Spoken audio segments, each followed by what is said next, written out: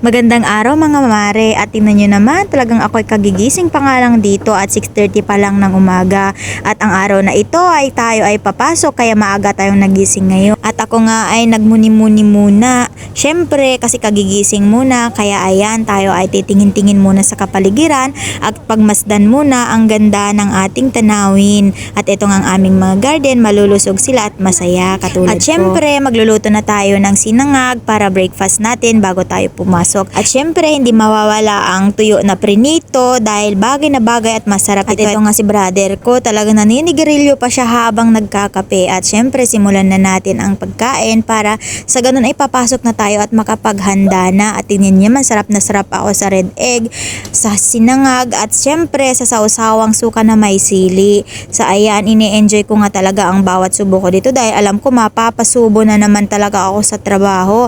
At syempre, pagdating mamayang hapon ay mapapagod na naman ako kaya ayan sige kain muna habang hindi gising ang mga bata at ayan nga ang nagvi-video nga sa akin dito ay ang aking asawa at tignan nyo naman talagang kaya ako malusog kasi syempre magana akong kumain at ayan nga after ko nga kumain ay maghahanda na talaga ako at pinakain ko na nga ang aking asawa para sa ganun habang hindi pagising ang mga bata at makakain pa siya at ayan nga tignan nyo naman talagang natatakam na talaga siya at meron pa siyang pasenya-senya sa pagkain niya tignan nyo naman bawat kagat niya uy At syempre isusunod nga niya itong red egg at talaga tignan nyo ang kanyang pagkain. Talagang sinasabi niya dito na talagang masarap yung sinanda kong breakfast. At yan isusunod nga niya yung sili guys. Tignan nyo naman. At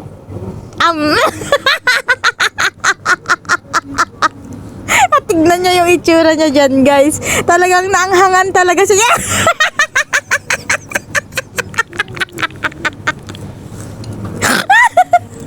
At talagang nakakatawa talaga itong asawa ko guys kaya gustong gusto ko talaga itong kasama lalo sa papagkainan at ayan guys talagang ginaganahan niya yung pagkain dahil syempre tignan nyo naman ang sausawan sukang may sili, red egg, sinangag at tuyo sino ba nga naman ang hindi gaganahan sa pagkain yan guys so ayan nga guys ako'y maghahanda na dyan, ako'y aalis na dyan, magpapalit na ako dahil ako'y papasok na talaga mamaya bago pa malate ay tara na, arat na. As you can see, ako ay naglalakad ni Tito mga mare dahil syempre baka pa mamaya malate tayo kaya yan, binilis-bilisan ko na nga rin ang paglalakad ko rito dahil syempre malayo ang Alcosfor at mahirap na kapag malate tayo. Dito pala ako sinusundo mga mare sa Masjid 1 dito sa may bus stop at dito ako nagtatambay habang hinihintay ko yung bus namin na susundo sa akin. At ito nga ay nakasakay na nga ako sa aming bus mga mare at tignan nyo naman, nandito na kami ngayon sa Zigzayed Road. Nga pala, ang mga building dito mga mare ay talagang matataas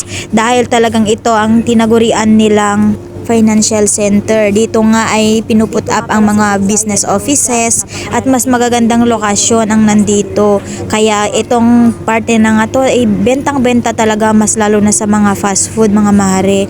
At dito nga rin banda nagtatrabaho ang aking asawa mga mare pero syempre dahil malayo ay hindi ko na mapapakita sa inyo kung saang building o kung saang area siya dahil tingnan nyo naman napakabilis talaga ang takbo ng aming bus pero dito din talaga siya area nagtatrabaho sa may Tim Hortons. At dito nga makikita nyo palapit na nga tayo sa aking working place mga mare. Tignan nyo naman yung mga area. Wala nang masyadong matataas na building kasi nga dito ay industrial area na.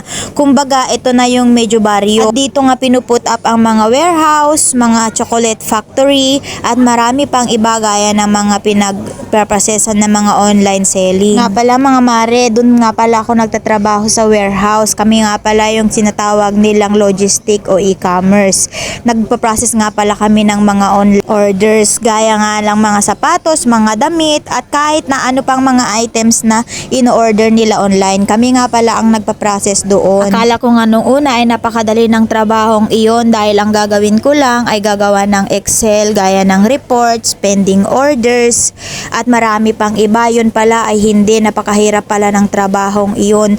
Minsan iniiyakan ko nga yun dahil iba pa yung nag-i-stock count ka, iba pa yung receiving, iba yung dispatching. Kaya akala ko nung una ay madali, hindi pala, akala ko lang pala yun. At ito nga mga mare, nakarating na nga kami sa 6street.com. Ito nga pala ang working place ko. Dito sa Alcos Industrial 4. Ako ngayon nire-ready ko na ang aking sarili mga mare dahil alam ko mapapasubo na naman talaga itong utak ko. Dahil syempre sa mga Excel sheets, mga reports at marami pang ibang gagawin. Kahit anong hirap ay kinakaya pa rin mga mare kasi syempre yung anak ko ang nakasalalay dito. At ito nga kararating nga namin at ang oras nga dito ay 7:57 na. Kaya ay nag-check-in na nga ako mga mare at nung nakaraan nga hindi nga ako nakapasok dahil nagkaroon ng allergy si Blessy. At after ko nga nag-check-in ay pumunta muna ako dito sa may office side kasi pupunta muna nga ako sa may washroom at mag-aayos nga muna tayo at aaura muna tayo mga mare. Kahit sobrang hirap at nakakapagod itong trabaho ko kasi utak yung labanan dito mga mare, talagang kinakaya ko pa rin, ayaw kong sumuko at nagpapasalamat pa rin ako sa Diyos mga mare kasi itong trabahong ito ay binigay niya at ito ang pinagkukunan ko ng mga pangsuporta ko sa mga anak ko mga mare. Kaya kahit na anong trabaho natin mga mare ay wag natin sukuan, bagkus magpasalamat tayo, kayanin natin para sa mga anak natin. Balang araw ay pagpapalain din tayo ng Diyos, kaya sa lahat ng nanay, tatay, breadwinner na kagaya ko, nagtatrabaho out there, saludo po ako sa inyo. I encourage you na patuloy lang tayo, wag tayong sumuko para sa pangarap at para sa pamilya. Balang araw, alam ko makakaahon din tayo sa kahirapan at pagpapalain din tayo ng Diyos. After ko nag-ayos, andito na nga ako sa desk ko at sinimulan ko ng aking trabaho. Sinisimulan ko ng reportings at video-videohan ko muna dahil naglo-loading pa siya. At ito nga aking workplace, tignan nyo nakaraang ulan kaya ganyan magulo. Lahat ng processing materials ay nasa loob, pinasok kasi syempre baka mabasa ang mga karton. At syempre mapuputol muna dito ang aking pag-video kasi bawal nga ang mag-cellphone sa loob habang nagtatrabaho.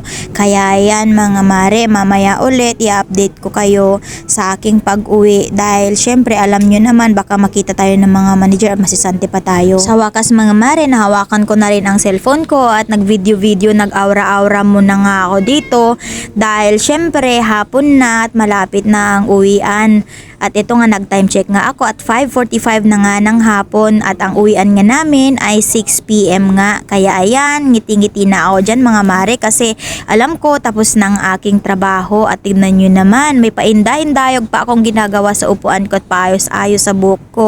Tignan nyo naman halatang na-stress talaga yung buhok ko sa trabaho mga mare. At dito nga ay syempre pauwi na ako mga mare at sabik na naman ako makita yung mga anak ko at mayakap dahil syempre yun ang aking stress reliever mga mare. Kapag pagod ako, gustong-gusto kong hinahalikan ako ng mga anak ko mga mare. At tingnan nyo nga mga mare, ang mga buildings dito ay talagang parang container lang talaga sila, pero wag ka mga mare, kahit na maliliit lang yan at hindi matataas na gusali, lahat ng mga pasilidad na yan mga mare ay naka-aircon sila. Walang facility dito sa Dubai mga mare na hindi naka-aircon. At talagang makikita nga rito mga mare na palubog na nga ang araw at talagang halatang hapon na. At alam nyo ba mga mare, dito ko lang nakita sa Alcos 4 ang may ganitong klase ng kuryente, hydro ang source of energy nila. Dahil dito sa UAE mga mare, sa init nga ng lugar na ito, sa lupa na ang pinanggagalingan ng kanilang kuryente. At sa lupa na rin nakabase lahat ng mga wires na kinakailangan ng mga poste. Kaya malinis tingnan mga mare.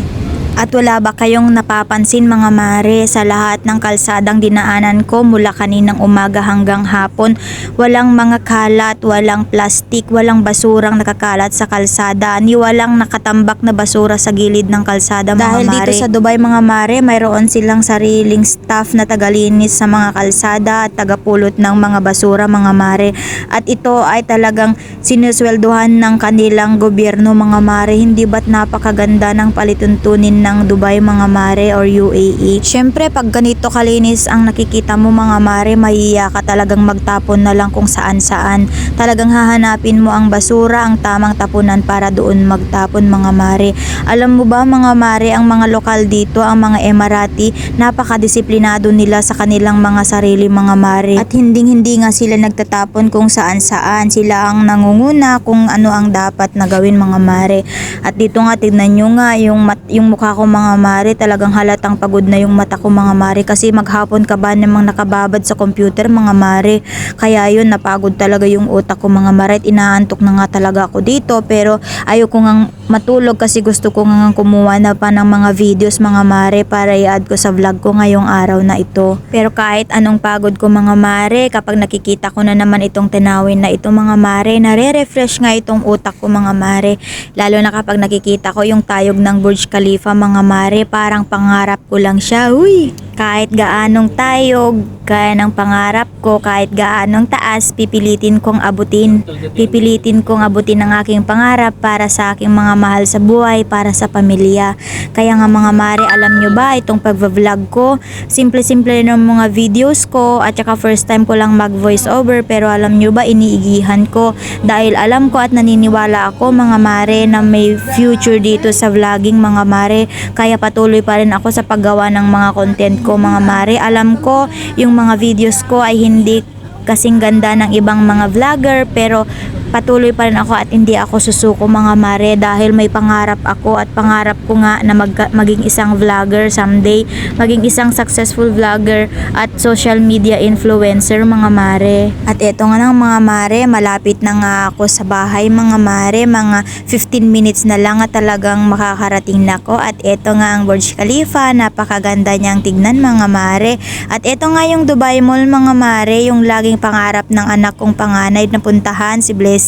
Gusto nga daw niyang mag-shopping dyan at marami pang sinasabing bibilhin daw niya, mga gown, mga dress daw at mga toys.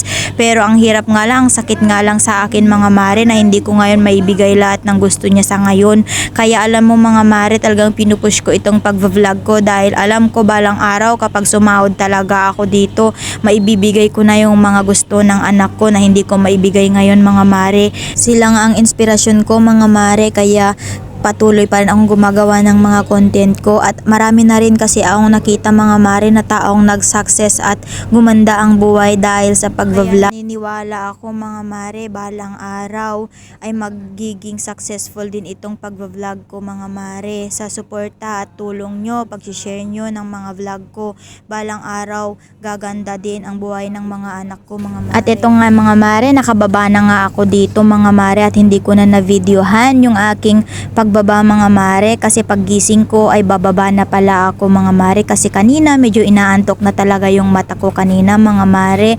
At eto nga, ang palapit na ako ng palapit sa aming bahay mga mare.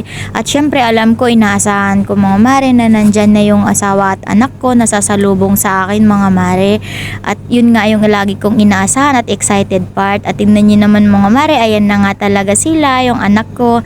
At tingnan nyo naman ang lutong talaga ng kanyang ngiti mga mare at tawa, kasi nakikipaglaro pa nga siya dyan mga mare, yung kunwari daw hinahabol ko siya. At yung tuwa niya talaga mga mare ay talagang gaan talaga ng pakiramdam mga mare. At ito nga yung lagi kong inaasahan mga mare, kahit gaanong pagod ko mga mare sa maghapon, pag nakikita ko yung ngiti ng anak kong sasalubong sa akin ay parang nawawala talaga lahat ng pagod ko mga mare. At hanggang sa muli mga mare, sana na-inspired kayo sa aking vlog ngayong araw mga mare. Sana i-share nyo rin, mag-comment rin kayo. At mga mare, salamat sa inyong suporta. Hanggang sa susunod, huwag kalimutang manalangin at pasensya na sa voice over ko kung utal-utal ako dahil first time ko nga ito mga mare. At hanggang dito na nga. God bless us all.